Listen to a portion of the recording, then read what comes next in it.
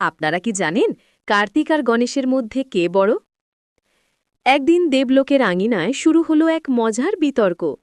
দেবী পার্বতী আর ভগবান শিবের দুই পুত্র কার্তিক ও গণেশ ঝগড়া বেঁধে গেল কার বড় তা নিয়ে। কার্তিক বলল, আমি বড়, আমি যুদ্ধের দেবতা, শক্তিশালী আর সাহসী।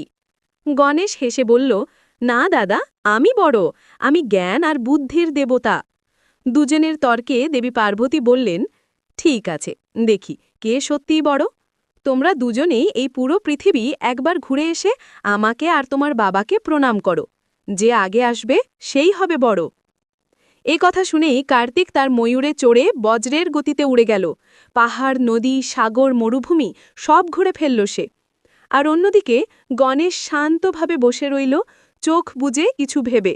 তারপর ধীরে ধীরে উঠে দাঁড়িয়ে তার মা বাবার চারপাশে 3 বার প্রদক্ষিণ করল।